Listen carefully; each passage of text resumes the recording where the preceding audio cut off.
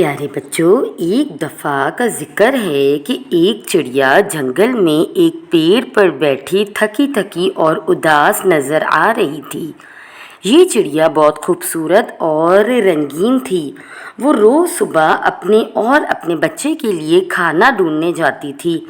وہ سبزیوں اور پھلوں کو بڑی دلچسپی سے کھاتی تھی اور اپنے بچوں کو بھی وہی کھلاتی تھی۔ ایک دن جب چڑیا جنگل میں پھل کی تلاش میں گزر رہی تھی، پورا جنگل چھان مارنے کے بعد بھی اسے کھانا کہیں نہیں ملا، اسی لیے وہ بہت غمگین نظر آ رہی تھی۔ تو تبھی اس کے پاس ایک دوسری چڑیا اڑ کر آئی اور اس نے پوچھا، آپ اتنے غمگین کیوں ہو؟ چڑیا نے بتایا، میں اپنے اور اپنے 3 بچوں کے لیے کھانا تلاش رہی ہوں، لیکن کہیں سے بھی کچھ نہیں مل رہا۔ خوش چڑیا نے غمگین چڑیا کی مدد کرنے کا ارادہ کیا۔ ہم اکٹھے مل کر خوراک تلاش کریں گے۔ چڑیا اور دوسری چڑیا نے مل کر خوراک کی تلاش شروع کی۔ وہ جنگل کے تمام کونے کونے میں گھومنے لگے اور بہت سارا پھل پا لیا۔ وہ اپنی کامیابی پر بہت خوش تھے۔ اب چڑیا اور دوسری چڑیا کے پاس کافی خوراک تھی جو انہوں نے اپنے بچوں کو کھلانے کے لیے رکھی۔ دونوں چڑیا نے اس کامیابی کے بعد دوستی کی مثال قائم کی۔ وہ ہر روز ساتھ رہتی اور ایک دوسرے کی مدد کرتی۔ وہ جنگل کے دوسرے جانوروں کی بھی خوراک کی تلاش میں مدد کرتی اور انہیں یہ سکھاتی کہ اگر سب مل کر کام کرے تو کامیاب ہو سکتے ہیں۔ دونوں چڑیا نے مل کر جنگل کو ایک خوشگوار جگہ بنا دیا جہاں سب جانور خوشی سے رہتے اور ایک دوسرے کی مدد کرتے۔ وہ دونوں ایک دوسرے کے لیے سچے دوست بن گئے اور ان کی دوستی نے جنگل میں پیار محبت کا ماحول پیدا کیا۔ ایک دفعہ یہ دونوں چڑیا ایک گھونسلے کے سامنے سے گزر رہی تھی کہ اندر سے ایک مینا کی رونے کی آواز آئی۔ اندر جا کر دیکھا تو اس مینا کا بچہ بہت بیمار تھا اور وہ اس کے پاس بیٹھ کر رو رہی تھی۔ یہ دونوں چڑیا اس کے گھونسلے کے اندر گئی۔ ایک نے مینا کو سنبھالا اور دوسری چڑیا فوراً گئی اور ڈاکٹر کو بلا کر لائی۔ ڈاکٹر نے مینا کے بچے کو دوائی دی اور وہ کچھ بہتر ہو گیا۔ مینا نے اپنے بچے کو بہتر پا کر دونوں چڑیا کا شکریہ ادا کیا۔ یہ کہانی ہمیں یہ سبق دیتی ہے کہ مل جل کر رہنے اور کام کرنے سے ہمارے لیے ہر کام اور مشکل آسان ہو جاتی ہے، اور دوسروں کی مدد کرنا، ایک دوسرے کے ساتھ دوستی کرنا ایک بہت اہم چیز ہے جو خوشیاں پیدا کرتی ہے۔ پیارے بچوں، اگر آپ کو ہماری کہانی پسند آئی تو ہمارے چینل کو سبسکرائب کر شکریہ کا موقع دیجیے۔ ایک دفعہ کا ذکر ہے، ایک جنگل میں ایک چڑیا اور اس کا بچہ درخت پر بیٹھ کر کھلی ہوا کا مزہ لے رہے تھے۔ پھر چڑیا کو دانا اکٹھا کرنے کے لیے جانا ہوتا ہے۔ وہ اپنے بیٹے سے بولتی ہے، بیٹا میں تمہارے لیے بھوجن کا انتظام کرنے جا رہی ہوں، تم یہیں رہنا، میں ذرا بھوجن اکٹھا کرنے جا رہی ہوں۔ جی ماما، مجھے بھی بہت بھوک لگ رہی ہے، جلدی کھانا لے کر آئیں، میں یہیں کھیل رہا ہوں اور کہیں نہیں جا رہا۔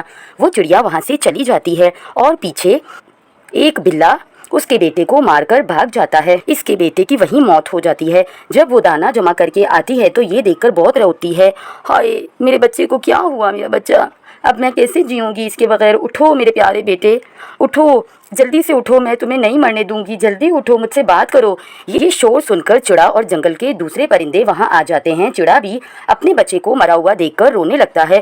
وہاں کھڑا ایک کوا بولتا ہے، یہ سب ایک بدماش بلی نے کیا ہے، میں نے ابھی ابھی اسے جاتے دیکھا ہے اور اس کے منہ پر خون لگا تھا۔ خیر، کوا اور دوسرے پرندے چڑیا اور چڑے کو سنبھالتے ہیں۔ اگلے دن سب اپنے اپنے کام میں مگن ہو جاتے ہیں، لیکن اس چڑیا کو اپنا بیٹا بہت یاد آتا ہے۔ اسے کسی پل سکون نہیں آتا کیونکہ اس چڑیا کا ایک ہی بیٹا تھا۔ وہ رو کر کہتی ہے، بیٹا میں تمہیں دوبارہ زندہ کروں گی، مجھے تم بہت یاد آتے ہو، تم کیوں مجھ سے اتنا دور چلے گئے، تم نے میرے بارے میں کیوں نہیں سوچا، میں تم سے وعدہ کرتی ہوں میں تمہیں واپس لے کر آؤں گی۔ वो रात होने का इंतजार करती है और घने जंगलों में जाती है। वहाँ एक भयानक चुड़ैल रहती है। वो चिड़िया उसके पास जाती है और बोलती है, मेरे बेटे को जिंदा कर दो, आपका बहुत बड़ा एहसान होगा, आपके पास तो बहुत सी शक्तियाँ हैं। अच्छा बताओ इसकी मौत कैसे हुई? वो एक हादसे में मर गया। मैं दाना इकट्ठा करने गई थी, जब वापस आई तो मेरा बच्चा मर चुका था। गांव के कुछ लोग कहते हैं उसे एक शिकारी बिल्ली ने मारा है।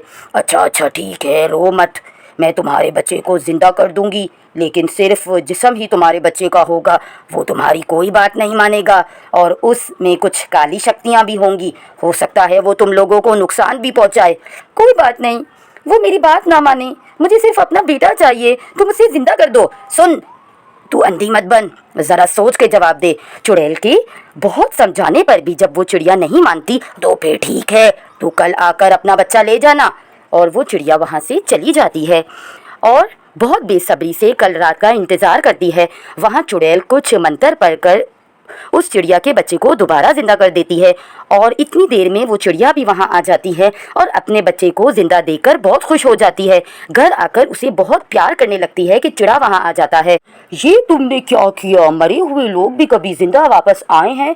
तुमने गलत रास्ता इख्तियार किया है। अगर चुड़ैल ने इसको दोबारा जिंदा किया है तो ज़रूर इसमें कोई जादुई ताकत होगी। ये तुमने अच्छा नहीं किया। अब तुम इसे अपना बेटा मत समझो, ये एक छलावा है। ये हम दोनों के लिए खतरा बन सकता है, बल्कि सारी दुनिया के लिए खतरा बन सकता है। फिर अचानक बच्चे ने रंग बदल लिया और चिड़े पर हमला करके उसे घायल कर दिया और वो चिड़ा तड़प तड़प कर वहीं मर गया। अब वो चिड़िया का पीछा करता है और उसे भी मारना चाहता है। भागते भागते वो चिड़िया बाबा जी के पास आती है और उसे सब बताती है। ये तुमने क्या किया? तुमने अच्छा नहीं किया।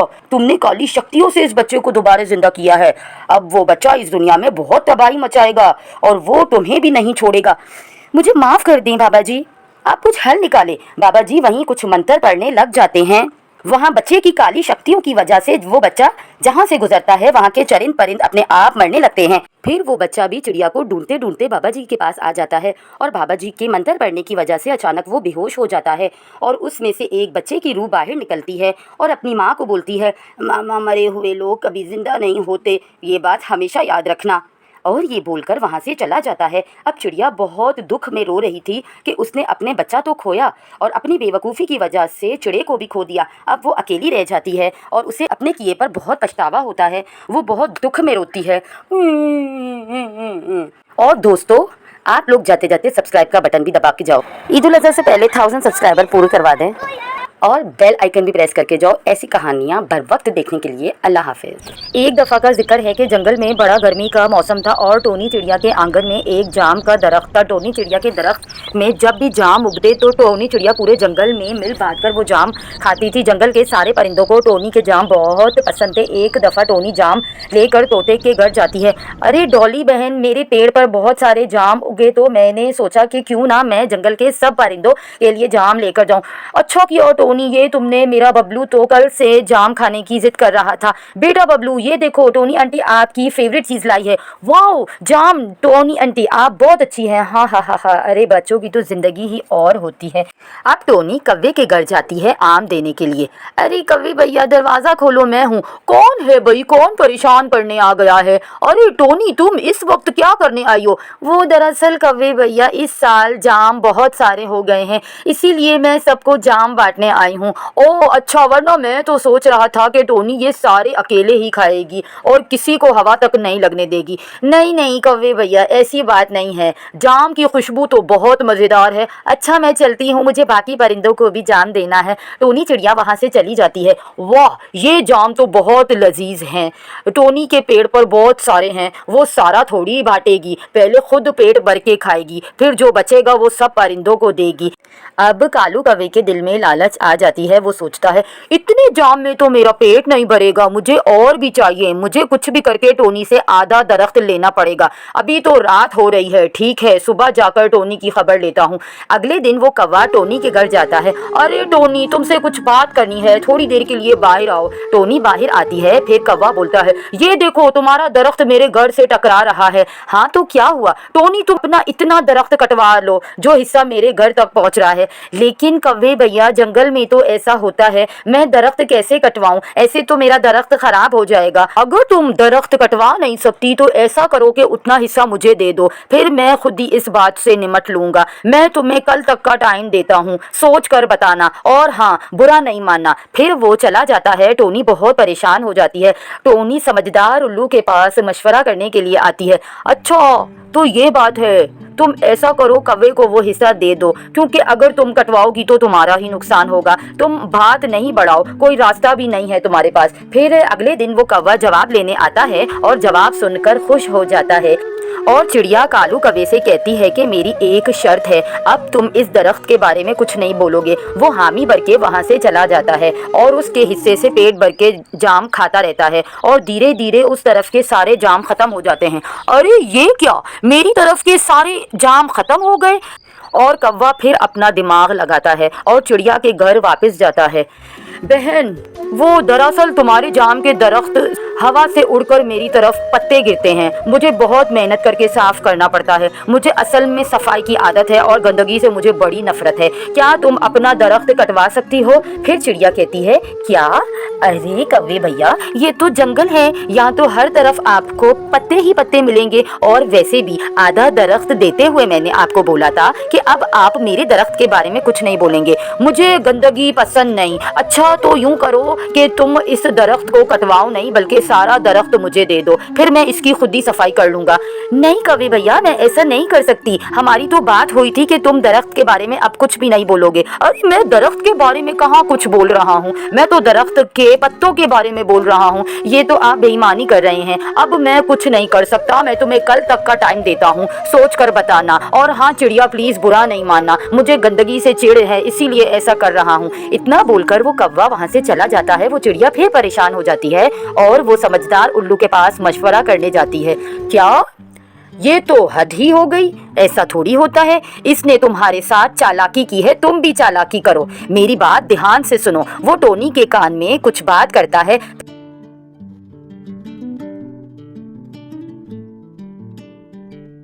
फिर अगले दिन वो कालू कौवा अपना जवाब लेने के लिए आता है और जवाब सुनकर खुशी खुशी अपने घर में जाने लगता है। लेकिन टोनी चिड़िया कहती है, एक शर्त तो मेरी सुनते जाओ कालू भैया, अब तुम इस दरख्त के बारे में कुछ नहीं बोलोगे और तुम्हें मुझसे कोई शिकायत भी नहीं होनी चाहिए, और अगर कुछ बोलोगे तो तुम्हारा घर मेरा हो जाएगा। वो कौवा सोचता है, मैं शर्त मान लेता हूँ, वैसे भी ये दरख्त तो अब मेरा हो जाएगा, फिर मुझे इससे भला क्या परेशानी होगी। अगले दिन टोनी चिड़िया उसके दरख्त से जाम ले रही होती है। वो फौरन वहाँ आता है। अरे टोनी, ये क्या कर रही हो तुम? मेरे जाम चोरी कर रही हो? क्या तुम्हारी जाम? ये जाम तो मेरे हैं। लगता है तुम्हें कल की बात याद नहीं है। मैंने तो तुम्हें कल जाम का दरख्त दिया था, जाम नहीं दिए थे, और ना ही मैंने जाम के बारे में कोई बात की थी। और यहाँ पर कौवा अपनी ही बात में फंस जाता है और इसे इसके किए की सज़ा मिल जाती है। अब हर साल ऐसा ही होता है। कौवा दरख्त की सफाई करता है और टोनी उसका फल खाती है और जंगल के बाकी परिंदों को भी खिलाती है।